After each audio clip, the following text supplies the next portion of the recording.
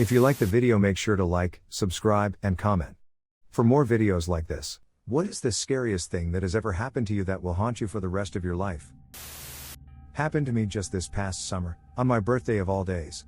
I was with some friends watching a World Cup game on a big outdoor screen. Just chilling, drinking, and watching the game in the glorious sunshine. Behind the screen there was this big multi-story car park. The screen and the building were separated by a narrow, walled alleyway. Anyway, out of nowhere something catches my eye on the roof of the car park. A guy is standing on the ledge. I open my mouth to speak, but before I can say a word the dude just jumped.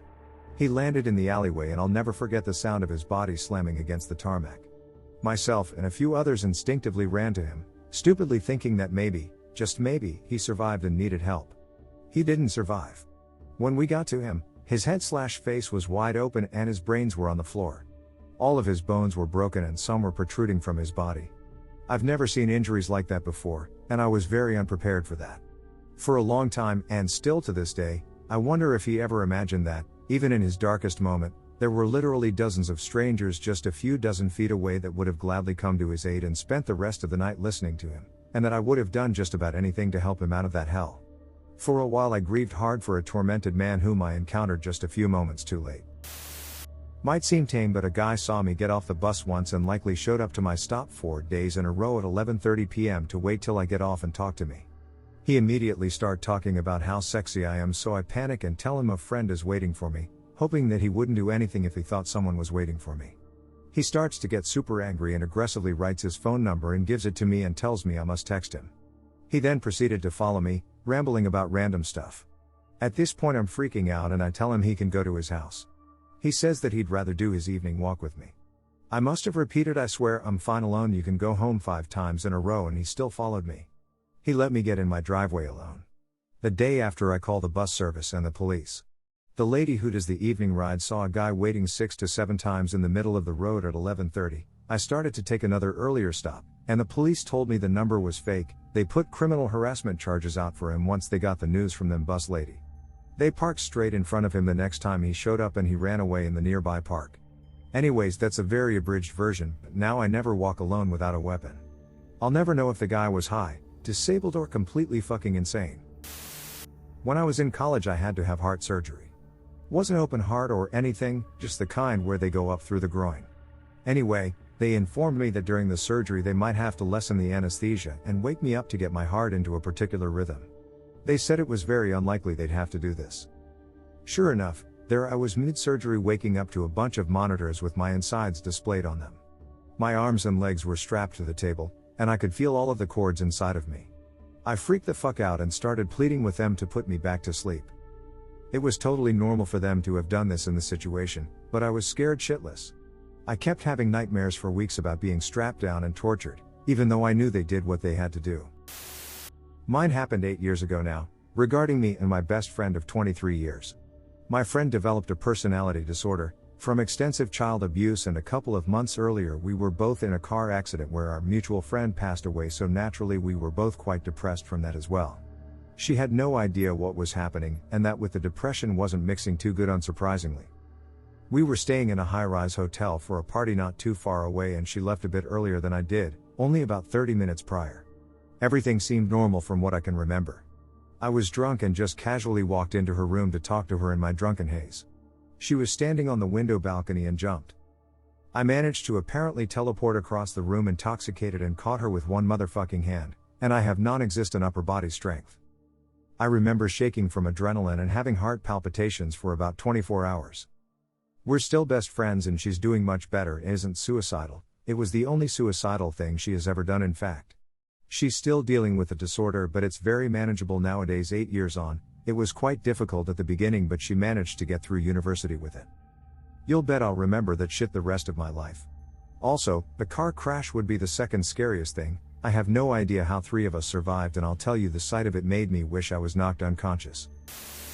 2 years ago my best friend passed away unexpectedly in her sleep at 21 years old. I remember being at work, I'm a server, and I was joking and laughing with 2 of my coworkers. It was Saturday, November 5, 2016. My phone vibrated in my pocket and I saw it was her mom calling me. Initially, this struck me as odd, but sometimes my friend called me from her mom's phone if hers wasn't charged. I stepped outside to take the call and I could hear someone, her mom, trying to get her words past sobs. At first, I thought it was my friend. I asked, "What's wrong?" What are you saying?" Then, her mom said through tears, "She's dead. She's dead." All I could say was, "What?" Before I crumpled to my knees and began shaking profusely. I couldn't stop asking what. Then I let out a scream and my coworker came running. Someone put me in one of the booths and I was sobbing and hyperventilating so hard I almost passed out. I grabbed my manager and yelled, "My best friend is dead and I need to leave right now." I drove straight to her mom's house and cried in her arms for a long time. The worst part about it all is that I still had to work the next morning. I chugged the cooking wine throughout the shift to put a bandage on the heartache, but 2 years later and I'm still not fully healed. Someone tried to kidnap me as a youngish kid. I was about 14 at a time. It was winter evening when I had an errand to the shop. On the way there a person stopped me and tried talking to me, saying I did some shit I didn't do. Then he tried to take me by my hand and walk away with me. Me being a lil shit told him to piss off and broke loose of his grip. Then I noticed people in the distance and shouted for them. Luckily he got the message and backed off. Nothing of sort since that day, never seen him again. It is just scary how many people can disappear like that. 3 years ago I was driving down I-95 in the fast lane, the guy in front of me didn't have working brake lights. He's cresting a hill and I'm a few car lengths behind him. As I go up the hill I realized that there's standstill traffic ahead and the guy in front of me had been slowing down. It was too late for me but I hit the brakes anyway. I realized I was either going to rear-end the guy and create a huge pileup or I could veer left and hit the Jersey barrier. I chose the barrier. The car did a couple 360s and I ended up 3 lanes to the right and staring an 18-wheeler in the face. Somehow I managed to pull the car off into the grass before anything hit me, but if I had waited any longer I would 100,000% either be dead or severely disabled. I still get nervous driving on the highway for long periods of time and get incredibly anxious if I ever have to slam on the brakes, but for the most part I'm okay. My dentist made a mistake when giving me laughing gas, nitrous oxide, and gave me far too much, too quickly. The nitrous tank he was using was brand new, as the assistants later talked about, and I overheard how he didn't adjust the strength for the pressure difference between a fuller tank and the old one. He left me alone with the gas tank for about 10 minutes, and as a 10-year-old child, I didn't realize the loopy feeling I was getting started becoming abnormal until I was seeing white specks and about to pass out. I started panicking, and the dentist and 2 assistants came rushing in, panicking. I couldn't see, I was passing out, I was about to throw up, I had chills, and altogether felt like death. The dentist gave me a few breaths of pure oxygen to make me feel better, but that made me feel insanely heavy, albeit more alert and less like death. The assistants were calling out different things, and I distinctly remember one offering me the Pepsi she had in her lunch for the day, and that always struck me as odd seeing as it was a dental office, and Pepsi would be terrible for my teeth. I eventually was grounded enough that I could rush out to the bathroom and vomit, and just shake for a few minutes in private. I went through with the filling that day, but without the laughing gas at all, using solely local anesthetic. When I told my mom this story the other day, she informed me that the dentist said I just had a panic attack, and nothing actually went wrong. That pisses me off so much, knowing that he covered up his mistake by using my panic disorder. My mom sides with me, as she remembers how much that day screwed me up, but as it was 8 years ago and there is no evidence to take against him, nothing can be done about the malpractice. I'm now much more wary of dentists, and I can no longer use nitrous without feeling like throwing up. The story doesn't seem as terrifying when written out, but that feeling of dread that came from feeling betrayed by my breathing haunts me. I was in a car accident a few years ago where a tour bus blew through a stop sign and T-boned my car. It was a Sunday morning and I was on my way to get coffee with a friend. I walked away, or just taken away for a checkup in an ambulance, from the accident with minor scrapes and bruising, and probably a couple bruised ribs, but they almost had to cut my out. I had a complete and utter panic attack and did pass out from that at some point while waiting for the ambulance to arrive. What was most scary was all the potential things that could have happened to me, and all the questions that the EMTs were asking. I remember asking this one guy if he thought I'd be paralyzed. In my panic state I thought the adrenaline was keeping me moving. I already had extreme anxiety while driving and with anything medical, so this was literally what I feared most. I can still hear the smashing, see the glass flying, and hear the pedestrians screaming. A psycho girl I dated for like 2 weeks stared at me in the eyes and put a lit cigarette out on her forearm. 4 days later a gaggle of cops showed up at my door with sexual abuse and assault charges from said psycho. One cop grabbed my collar and was yelling at me, "Did you put a fucking cigarette out on a girl's arm?" After literally 2 days of basically interrogating me and assumedly speaking to her, they figured it all out. The whole thing was out of the blue and fucking terrifying. I feel like the whole situation could have been so bad at no fault of my own. Turns out she'd had quite the history of this type of thing and had actually lost her license as a clinical social worker due to similar false allegations. Last summer, my wife and I, along with our best friends, another married couple, decided to go tubing down the local river. This river is where the kayaking portion of the '96 Summer Olympics took place. The rapid whitewater section was way upriver from where we were going, which is fairly calm. I had bought 2 double tubes, one for me and my wife and the other for our friends. We set off floating. We brought along a rope to tie the tubes together so we wouldn't drift apart. We were having a hell of a time talking and laughing and just enjoying the river for 4 or so hours. We were approaching our end destination, which was a rarely used boat ramp. Right before the ramp we all bailed out thinking we were going to just walk up the ramp. Unfortunately, the water speed picked up there and we were swept right off of it. My wife and one of our friends slammed into the bank and were able to get a hold of roots and whatnot. His wife stayed latched onto the tube and was swung into calm water where she could walk out. I unfortunately ended up with a rope wrapped around my waist 3 times and wrapped around a tree stump. The water kept surging over my face. I only had the tree bark to dig my fingertips in to stay above water.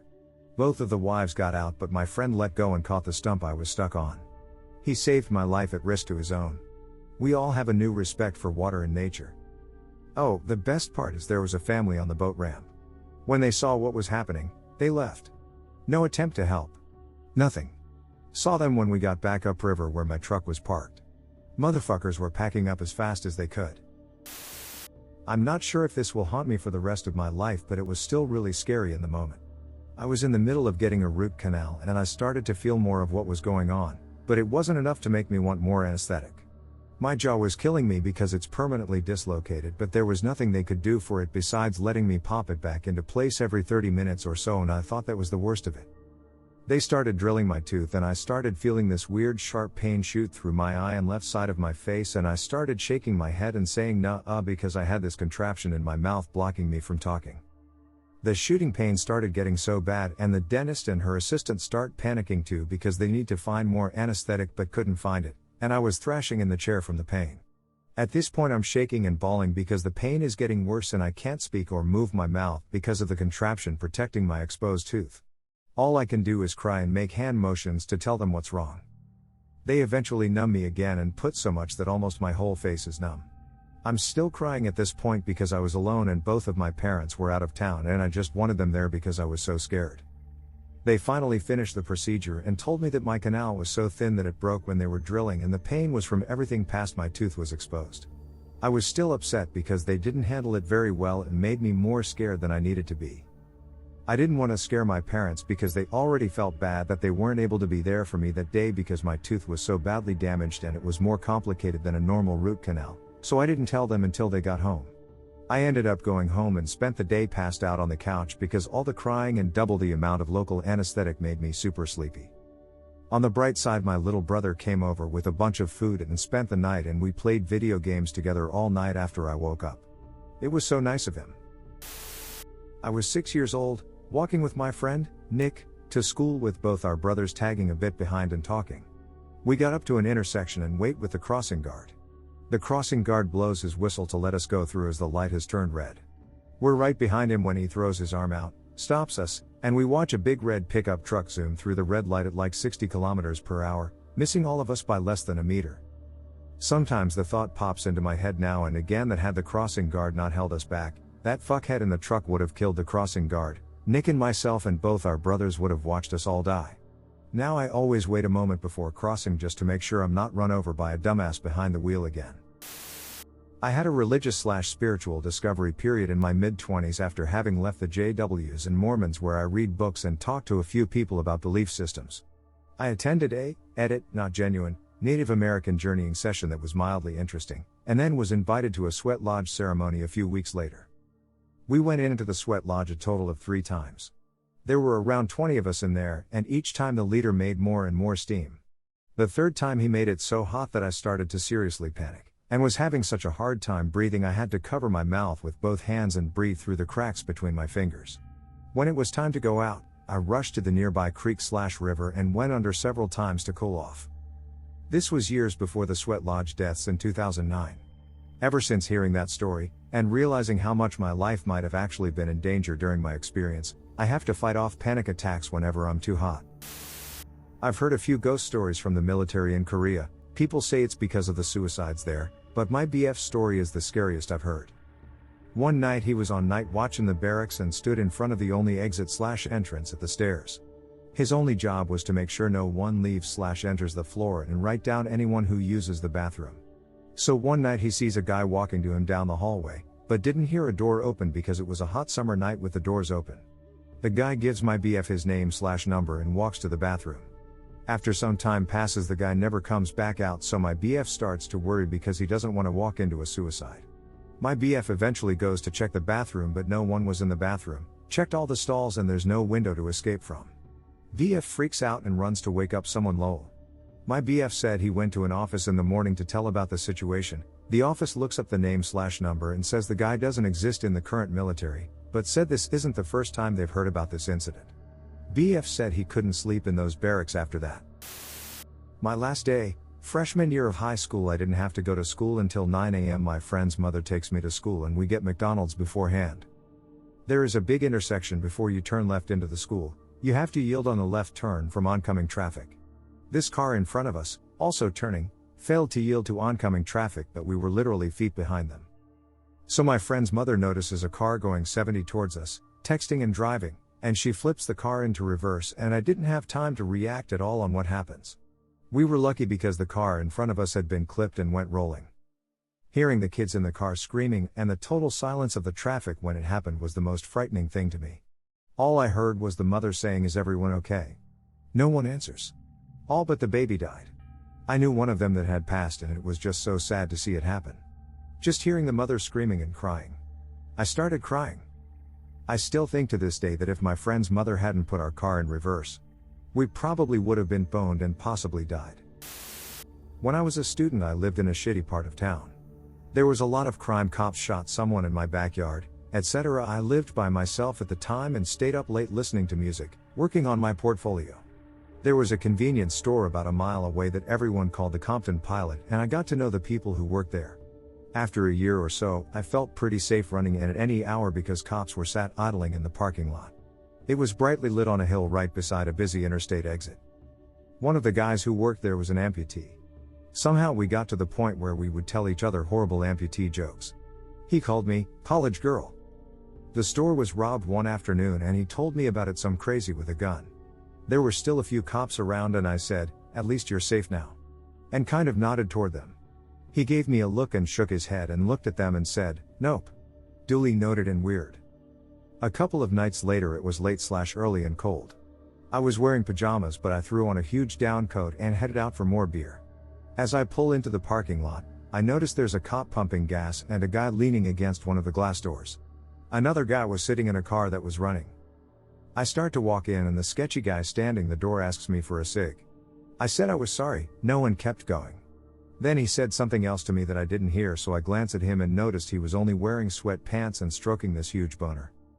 I flung myself inside, but I heard him shout and then laugh and start talking to the guy in the car.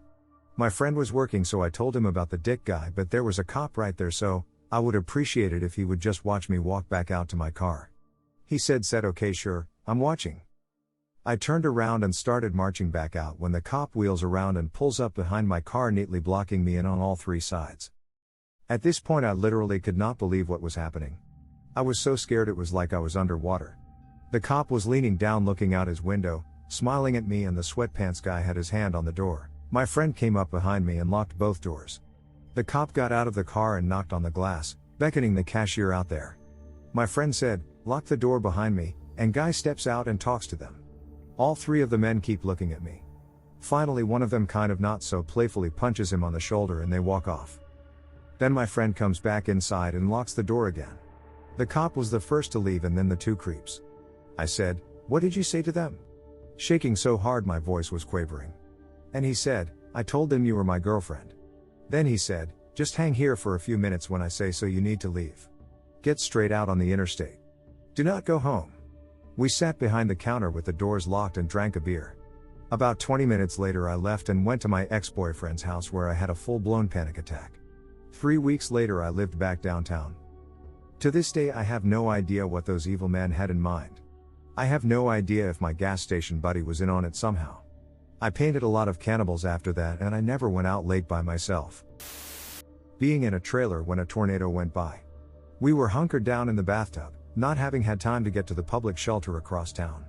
I honestly thought we were going to die. It was loud as hell, just like a freight train, and everything was shaking and rattling. It seriously felt like it was going to lift us, but it didn't. Thankfully it wasn't quite big enough to toss us around, and think we were bolted down to something in the ground. I developed a noticeable phobia of thunderstorms and tornadoes, and had reoccurring nightmares about tornadoes for years. I'm much better now, but I still get super nervous whenever the local meteorologists start talking about tornado potential in the area. Luckily, we don't live in that trailer anymore either, and I have a spare set of keys for the church across the street so I can get to their basement if I ever need to. This past summer I went to stay with my cousin at her house near a lake. We only went to the lake one of the days I was there, but I probably will never forget it. Everything was really normal until we were walking back to the car. Keep in mind that I am a teenager, and my cousin looks like she could be my age. As we are walking back, a man stopped us and told us that he was glad to see us and would have stayed if he could. We were walking away from the lake, he was walking towards it.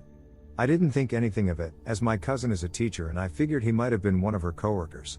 When we got to the parking lot she explained to me how she thought that was weird, and I realized it was just some random person.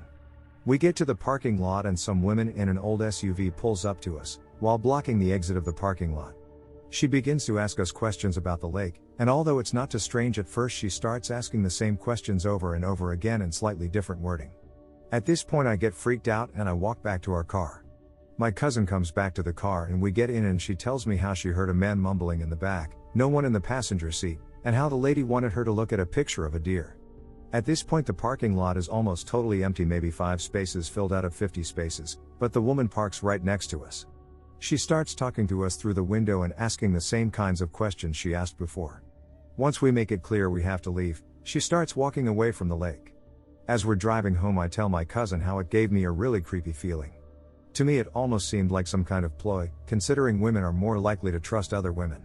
When we got back to her house we told her husband about it, and he confirmed that we weren't completely crazy. In the end we called the non-emergency line, because hopefully if they did hurt anyone it would help find them. And if you made strangers so uncomfortable they called the non-emergency line on you, then you might want to reevaluate the way you talk to strangers. Some people have said they don't think we overreacted, but others have disagreed. I'm kind of wondering how many people think we did or didn't, and what some opinions on this are also. When I was 15, a 21-year-old guy talked to me and charmed me and got me to follow him into his truck. I stupidly thought we were going out for ice cream and thought he was just so sweet, so I believed him. Obviously, we were not going out for ice cream. I'll never forget the taste of his mouth. All I could think was it was so wrong.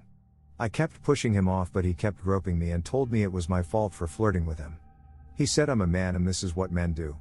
And then he grabbed me by my hair and shoved my face close to his and said, "You're not going anywhere." And then he laughed when I started crying and did it again. I was basically frozen in fear and just kept thinking he was going to drive off with me and never let me go. I got away in the end and it wasn't nearly as bad as it could have been, but I still get really anxious whenever I see green trucks, or whenever anyone touches my hair. And I can never be places alone with man I don't know or I start to panic. I was raped by a man twice my age when I was 18. He sent himself texts from my phone making it seem like I asked for it. I was so drunk I don't remember that night. I only know I didn't ask for it because a friend of mine was sober and told me the timestamps didn't add up from when he picked me up. I thought he was trustworthy, so he was my sober ride home, to when she saw me back at our dorm. We were gone for hours, but he sent the messages right around the time she saw me at the dorm. Either way, I was barely 18 and couldn't walk on my own. And no one will believe me because he has proof I asked him to pick me up and then to have sex. Back in March of 2010, I had just started this new job at Walmart. I was about 4 months pregnant and was living with my parents because the baby's father was in jail. My younger brother, 19 at the time, had recently moved back in with my parents also due to some mental health issues he started having. This particular morning, 3rd of March, he had a bad fight with my mom. I can't remember about what. He was upset and we kinda had a heartfelt talk that morning and I went on to work. When I got off, I had some kind of thing I had to do in a neighboring town, and wanted to see if my brother wanted to go with me. I got to the house, he was sitting in my dad's recliner. I sat down on the couch, which was across the room from my dad's chair, but the chair wasn't facing the couch, if that makes sense. He was sleeping. My mom called, asked me to wake him up to ask him something. I called his name a couple times, he didn't move. I walked over to him to wake him up. There was blood all over the left side of the chair and on the floor. A gun in his lap. Blood on his head. My brother was dead. I screamed, cried to my mom, "He's dead. He's dead." She freaked out, hung up, rushed home, of course. We called 911, tried to perform CPR. I remember when they got there I was jumping around like a fool, crying and screaming on the front porch, "He's inside. You have to save him." I was stupid to think there was anything they could do. It is definitely something that has stuck with me and still fucks me up to this day. I don't know if it ever won't. Just writing this, it's like it happened yesterday. We grew up together. He was only 2 years younger than me. He was such an amazing person too. He had a huge heart, he befriended the kids at school that didn't have any other friends. He was incredibly smart too. It pisses me off, how unfair life is. I was the drug addict, the reckless, irresponsible one, yet he's the one so plagued by his inner turmoil he felt he had to take his own life. To make matters worse, later that year, in August, I lost the baby I was carrying too. A baby girl, named Lily. I was almost full term. A placental abruption in the parking lot of my job. It was definitely a fucked up, horrible year for my family. I was almost abducted by a stranger. I was hanging around a stone quarry that we used to play around as kids. I was riding my bicycle on a dirt path around it when I saw a guy parked in the grass. He had a dog with him. I was just a kid and wanted to let the dog. And then he was talking to me. He walked off into the grass and said he saw something and wanted to show it to me. All of a sudden I felt weird. Something told me not to walk over in the grass with him. So I jumped on my bike and started to ride away. He got in his car and drove up behind me. He kept honking his horn. I rode off to the side to let him go past me. He pulled in front of me and stopped his car. He got out and said, "Hey, do you want this dog?" I tried riding past him and he grabbed my bike by the handlebars. I jumped off and started running. He chased me and knocked me down. He picked me up and tried to put me in his car, so I bit his hand and he dropped me. Then he got back in his car and drove off. It was terrifying, but as I got older it freaked me out to realize how lucky I was. He could have easily beat the shit out of me until I stopped fighting. Then he probably would have raped and killed me and threw my body into the quarry. My sense is he was new at it and hadn't quite figured out how to abduct children. I was like a practice victim. I'm horrified to think that he probably moved on to easier prey and got better at abducting children. While vacationing in Hawaii, I decided to swim out to where the ocean floor dove into a sudden drop-off. It wasn't all that far from the shore, and I was more than a skilled enough swimmer to make it there and back with little difficulty. As soon as I reached the undersea cliff, though, something happened. The water's temperature plummeted. The sounds of laughter from the beach became slowed and muffled, as though I was hearing them from beyond the veil of a nightmare. Each wave seemed to freeze in its flow, giving the ocean an eerie stillness.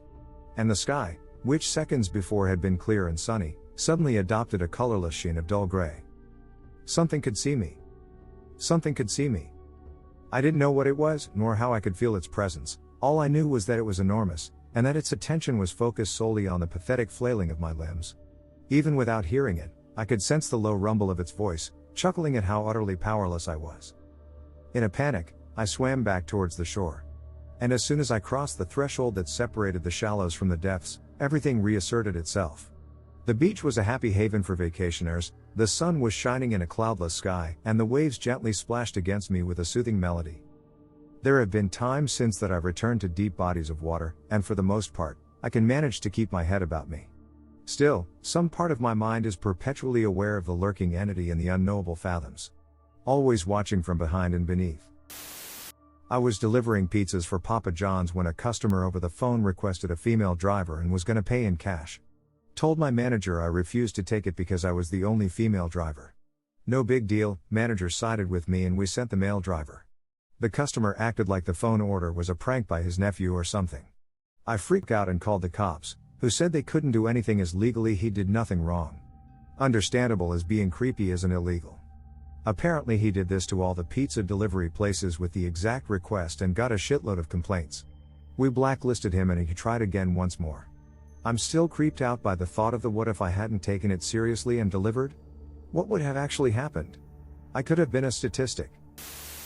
Jesus, people go through horrible things. My heart goes out to everyone sharing on this thread. My scariest experience was in So's suicide in late 2015.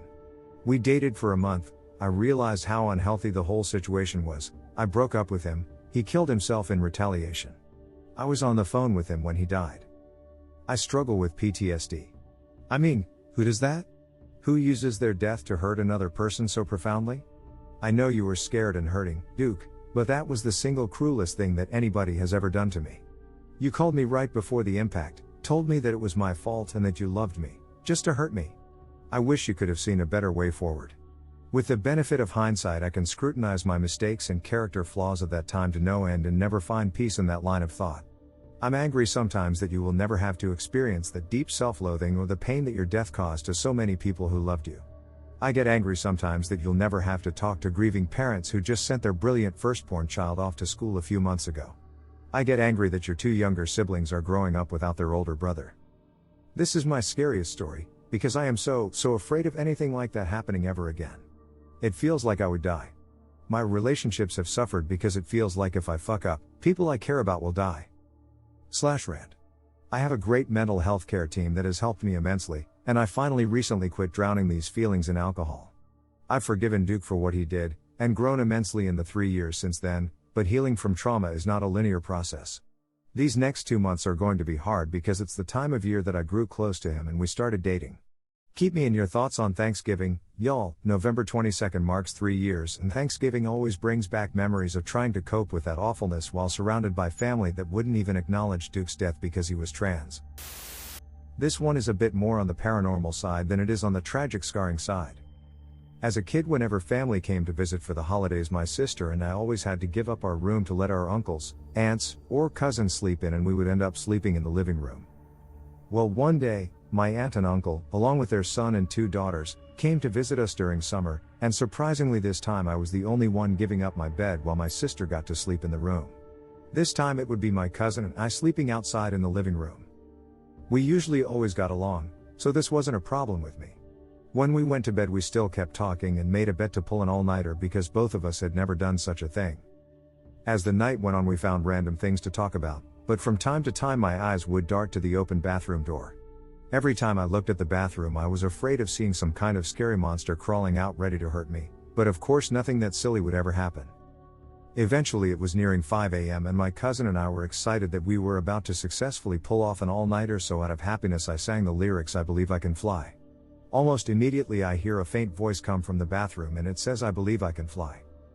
Fucking dead silence from both my cousin and I. We were the only ones in the living room and the doors to the other rooms were shut. I said hello to see if anybody was in the bathroom and I got no response. I pulled the covers over my head and forced myself to fall asleep. Needless to say, I'm never going to that bathroom ever again during the night. My parents were addicts most of their lives, mainly opioids. My mother was out of state saying goodbye to her father who was dying of cancer.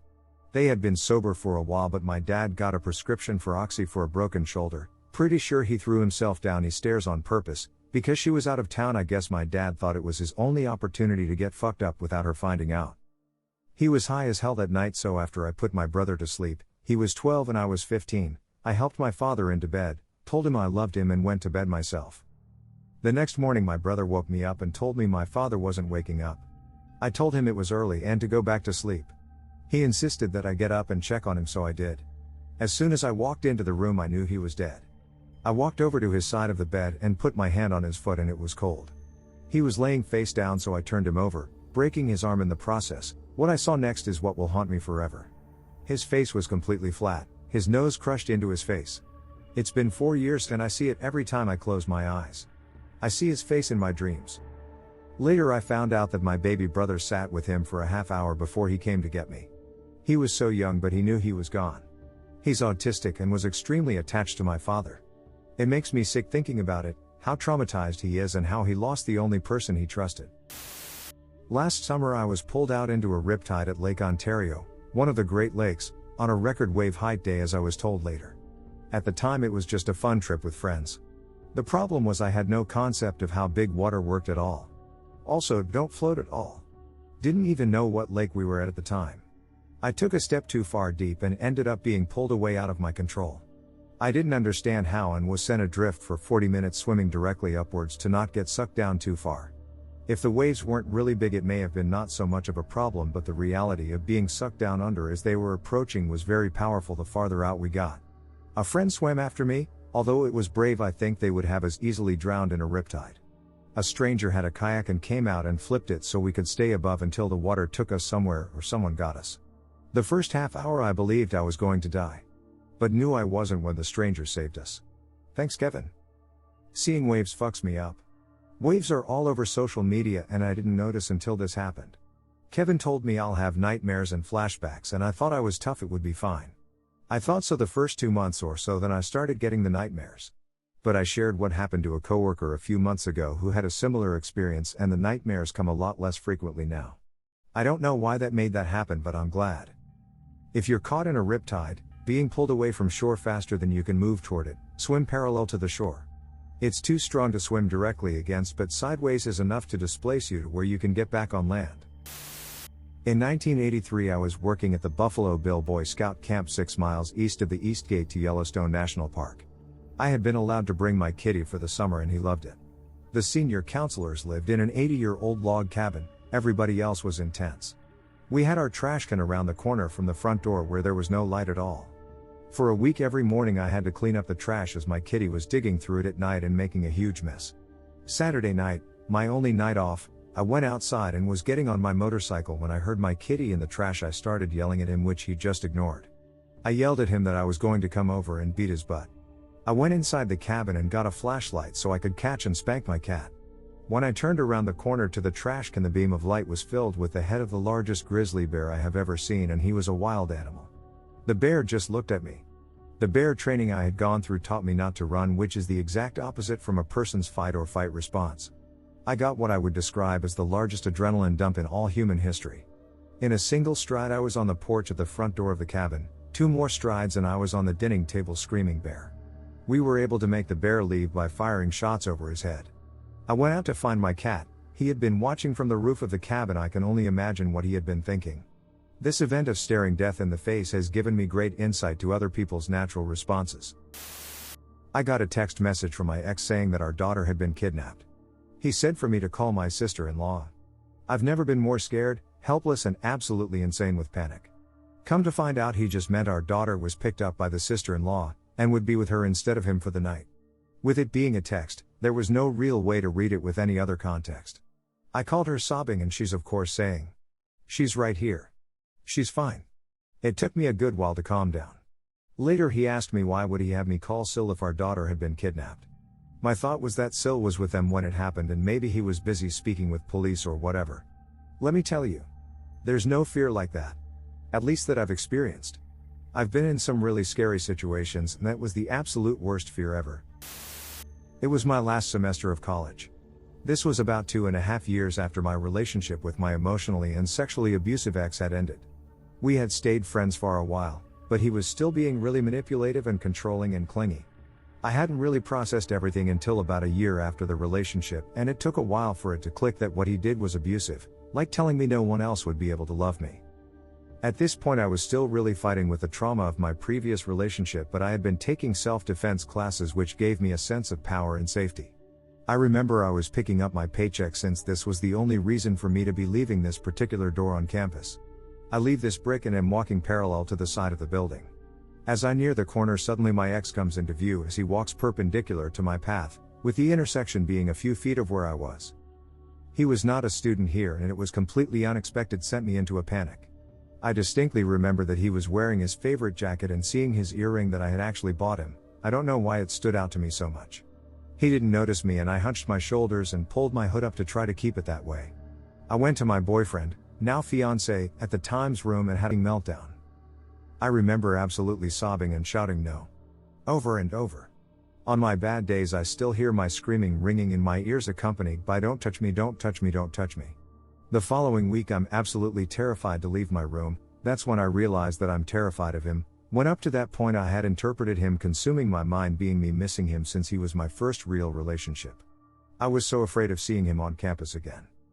It turned out that he was dating another student at my school, which is why he was there.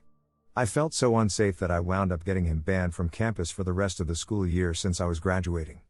I felt a great deal of guilt about doing it, like I was being a jealous ex trying to interfere with his relationships.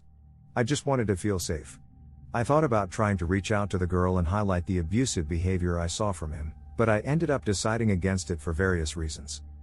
I credit this experience for the onset of my anxiety disorder that manifested a few months later. It was a hot summer day in a Midwestern suburb. I was 13 years old, my sister was 10.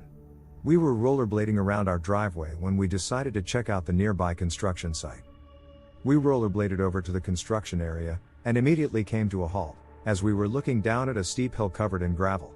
Imagine a black diamond ski hill, covered in black gravel, going down at least 100 feet before leveling out. Obviously, we decided to rollerblade down it. There was a small voice in my head saying going WTF, no, but I went ahead and my sister followed. It was fine at first, since the gravel provided some friction so our speed was controlled, but then we started tumbling. My sister went down first, and rolled half of the way down.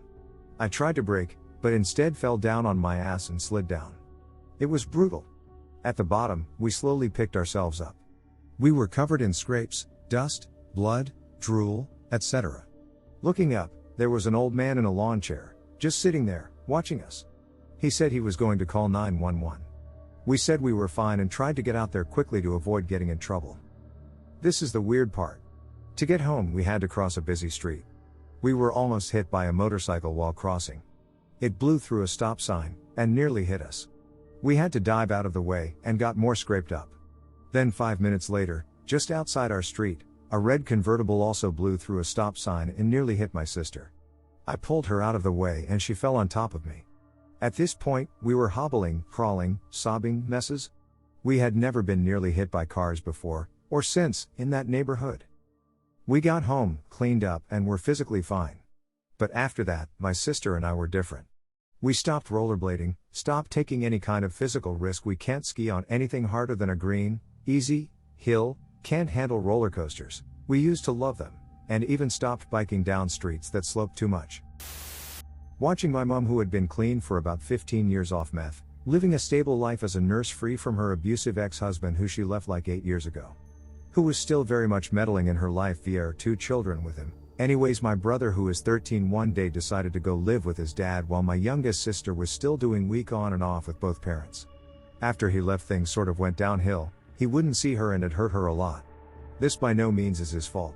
He is also autistic and can be kind of cold emotionally in general without realizing. Anyway, she started sleeping around on sex apps, which was weird for her as there was a long period of her not even dating that escalated, and soon she was sleeping with men for drugs, and now she is a full-blown meth addict. She lost custody of my sister and she has lost tons of weight, is always cold, she hadn't even got a car anymore, she isn't taking proper care of her pets, and she had lost her job and will lose her home soon. She never leaves the house or answers the door to anyone now. Ironically, my brother rides his bike to her house and checks up on her a lot. There is writing all over the walls in her house. He said it's really disturbing.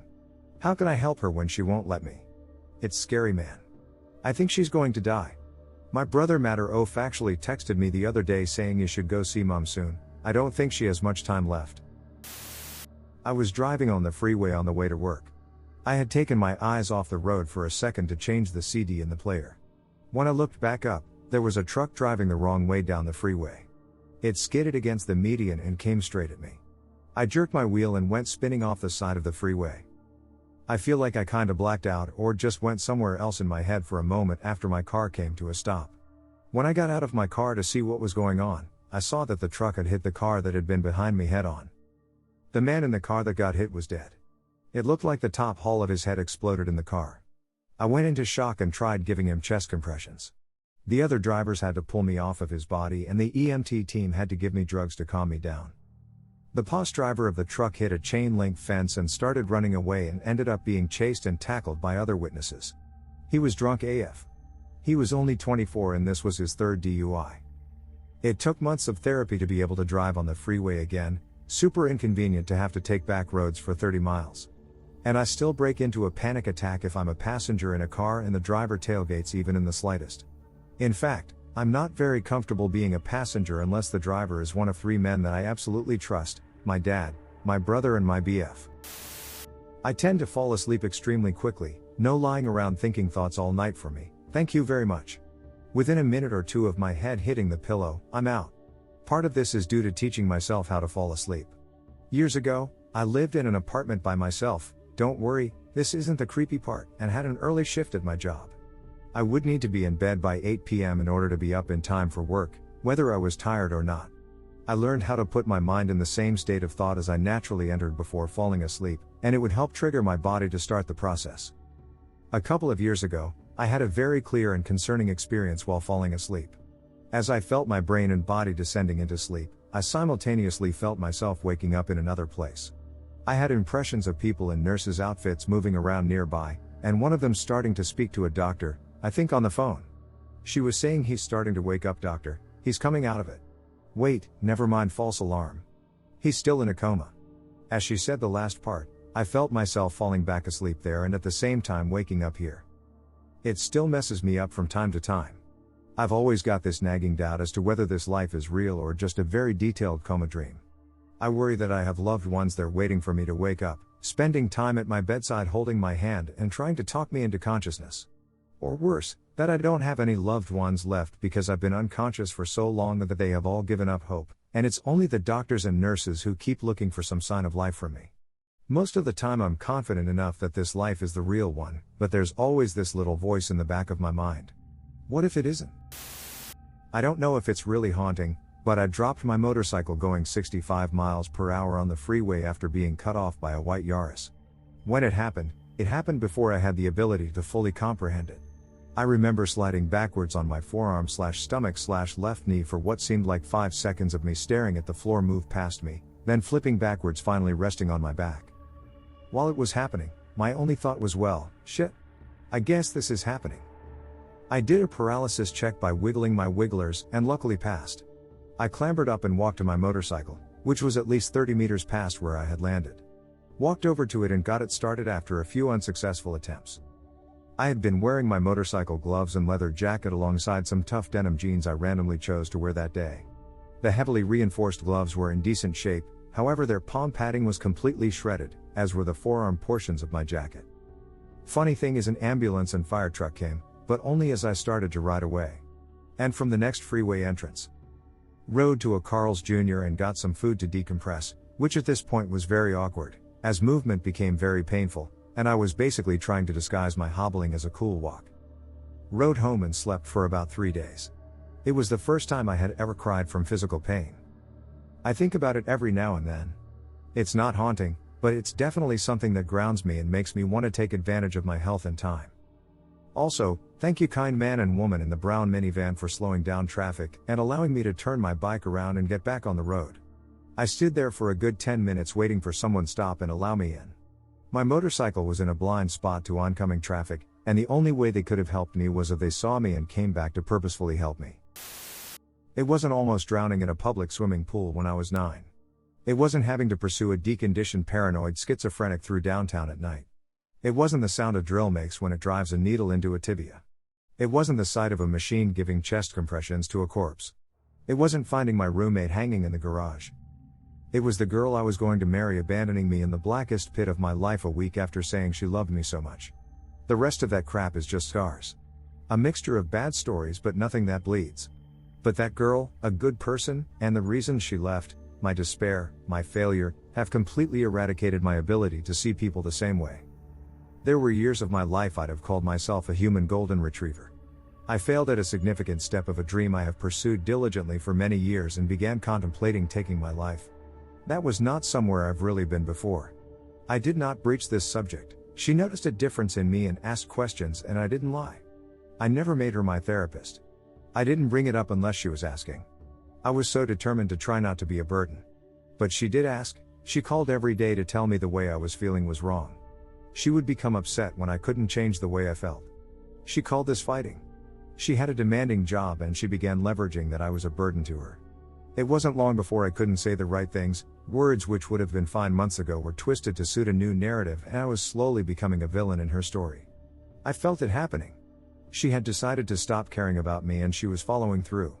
I had tied a rope because I didn't want to have to stick around if I decided to check out.